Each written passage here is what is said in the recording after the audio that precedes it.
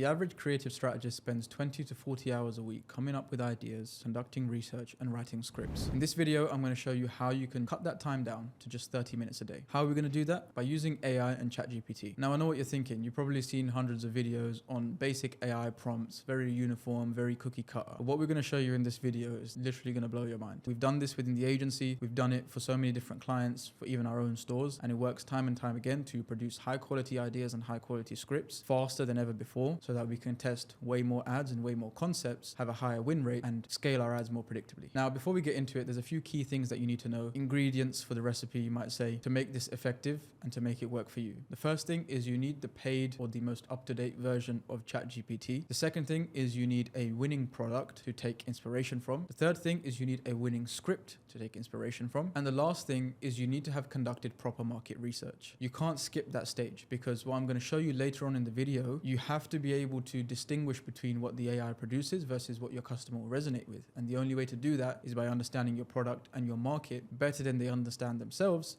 so that you can speak to them how they want to be spoken to in the messaging, the wording, and the phrases that they understand and relate to. So now we're into ChatGPT. The first thing that we're going to do is we're going to start with the product. So as I mentioned, we're going to focus on the pet care space for the purpose of this demonstration. So the product that I found that I want to do this for is this collar, which basically helps get rid of fleas and ticks in a natural way. The reason why I mentioned, and this is why it's super important to find brands that are adjacent to you, that solve problems for the customer, either the same problem or a different problem using a different mechanism, is because you don't want to take direct script structures from your competitors, people who sell probably the same product as you, just because that messaging has already been used by your competitors, and so it won't be as effective as taking messaging from a different product that solves a different problem, but still targets your ideal customer and solves a different problem for them. So the first thing you want to do is you want to scrape reviews. So we're going to go into the reviews of this product. I've already done it for the purpose of this demonstration. I just used 20. You can see them all in here. You want to do it with ideally 50 to 100. If you can do 500, 300, whatever, as many reviews as you can, because it will give ChatGPT more context about your product. And what we're going to do is we're going to go ahead and try and find some winning ads in this market. And this is another fundamental building block that I mentioned before. Without winning ad script structures, this basically doesn't work. And the way you find and validate ad script structures is not by looking at the ad library or looking at foreplay and seeing what's running for a long time, because people are catching on to that. People are running, ads that don't perform for them for $1 a day, and they're running them for 300 days, thinking their competitor is going to copy them and see, oh, this brand's been running this ad for 300 days. It's probably a winner. In actuality, they've only spent $300 on it because they spent $1 a day for 300 days. So that's not what we want to do. What we want to do to find winning ads, you want to use spy tools. The one that I use for the purpose of this demonstration is AdSpy, and we're going to look at this brand called Pet Lab Co. If you haven't heard of Pet Lab Co, they do like supplements and loads of different health related products for dogs in particular. And so what we do is we go into AdSpy, we search either by the ad text, so the primary text. Majority of brands will put their brand name or their product name in the primary text of their ads, and so we can rip that from there and put it into the ad text search field. Or you can search by the advertiser name, i.e. the Facebook page name that they're running their traffic from, or you can search by the landing page URL. Each one is going to give you different outcomes. Some will show you loads of results, some will show you none. Depending on the brand that you're trying to spy on, you'll see more or less results depending on how long they've been around for, how much money they spend on Facebook, etc., etc. So I've just done advertiser name search for the purpose of this demonstration, and now I've filtered by likes. And the reason why I filter by likes is because likes are a good proxy for reach and spend. So a good example, I've already opened these two up, is these two. So this one is some kind of product to resolve bad breath for dogs. I assume it's a supplement. 20 million views it's had since the 19th of March. At the time of recording this, we're in September. And a way to check if the ads are still running and making the brand money is if you go to comments and you go to newest. So you can see 16 hours ago was the last comment, which means this brand was running this ad up until yesterday, which means they're probably still running it today. And now we have this winning ad structure that we can take from this brand. I've also found another version of this, which is a 3 reasons why. This one has 48 million views. This has gone live in 2022, 25,000 comments. Let's see if it's still running. So it was last seen 23 weeks ago. So we won't use this one. And now what you want to do is you want to download this ad or just transcribe it by hand on your Google Doc or a notes file, whatever else. And you want to transcribe the exact script that is used in the voiceover or the talking head scenes of this video, because we're going to use that later on in ChatGPT. So I'm just going to go ahead and do that, and then I'll check back in with you. Okay, so now we're going to take our winning script from the Pet Lab structure, paste paste it into ChatGPT, and we're going to ask it to do something very simple, which is read and understand the UGC script and break it down to identify the direct response building blocks that make up the structure of the script. And then we're going to paste the script here for ChatGPT to get to work on. And what it will do is it will start to break it down. So it will break down the hook, how we identify with the customer, how we introduce the problem, how we introduce the product, the desired outcomes, the solution, all these other things. So we'll let that keep generating, and then we'll move on to the next step. Okay, so now it's finished doing the breakdown. We have our winning structure that is proven in our target market, pet owners, but solves a different problem for them with a different mechanism. And so, like I said, it's adjacent to our product, meaning we can place a higher probability bet taking this structure and this script style and taking it to the other problem, which is the one that we're solving, which is ticks and fleas. The next prompt we're going to use is perfect. Now rewrite the script structure, but for a different product. This is the link to the product. And what I'm also going to say is write it from the same POV or for the same perspective of the dog groomer, as we want to appeal to their authority, because sometimes when you do this, it will just change the whole framing of the script and it will write it from customer perspective. Obviously, one massive reason why this ad actually worked so well is because it appeals to authority straight away in the hook. If you're a dog owner and you see a video about something that a dog groomer has revealed this brilliant trick to achieve some outcome, you're very highly likely to stop scrolling, particularly if you see those captions on the first frame of the video.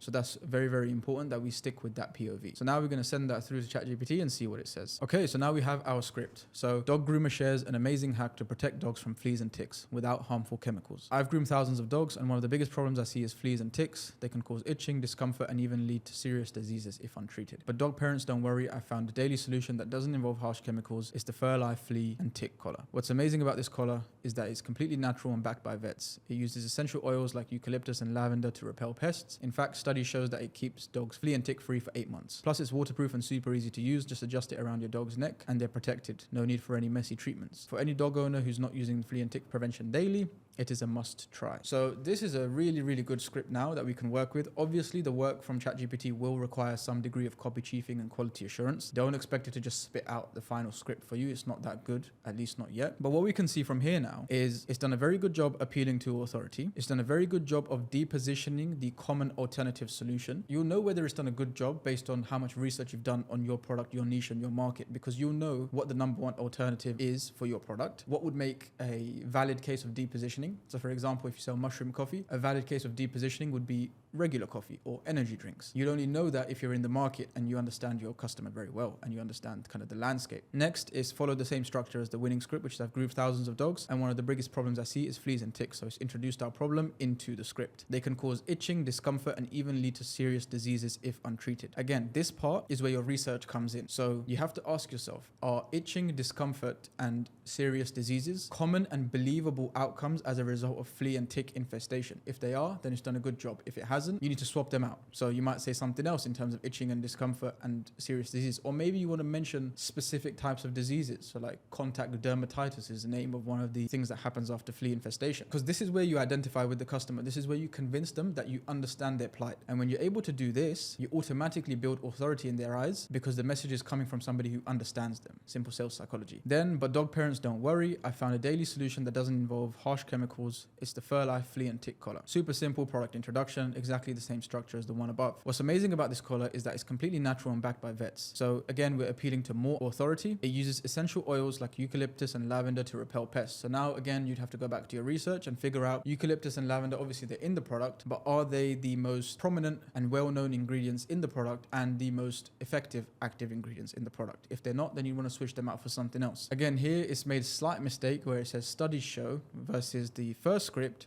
which says a 28-day clinical study was conducted. We could take that and just reapply that to our product as well. We could say that there was a 28-day clinical study. It's not legal advice, but you could do that in this case, for example. Then plus it's waterproof and super easy to use. Now, again, understanding that it's waterproof and super easy to use is appealing to the customer and their objections, because you'd only know this if you've done your research. Pet owners would want a waterproof collar because their dogs get messy out in the rain, or they go swimming, or they jump in the pond, the lake, whatever else, depending on where they live. So again, being waterproof is going to be a key objection that people have, and we've already dispelled it. Just adjust it around your dog's neck and they're protected. No need for messy treatments. So again, messy treatments is something that goes back to your research. This is why I always say research is the fundamental building block of any of this. Without conducting proper research, this just wouldn't work, because you won't know what ChatGPT is saying is actually messaging that resonates with your customer. The only way you know that is by going through reviews, post-purchase surveys, Reddit, forums, all of these different things, and understanding what the customer avatar, in this case, which is somebody who is problem aware, i.e. their dog is currently suffering from a flea infestation or has suffered from it in the past, or we're coming up to summer season, for example, and they are preparing for the increased likelihood of a flea infestation for their dog. So no need for messy treatments appeals to the fact that majority of treatments like flea baths and all these other things are messy, and so they can cause problems. For any dog owner not using tick and flea prevention daily, this is a must try. Simple call to action. But all those changes that I just recommended, we would have to make those to the script in order to get it ready. But you can see, like, within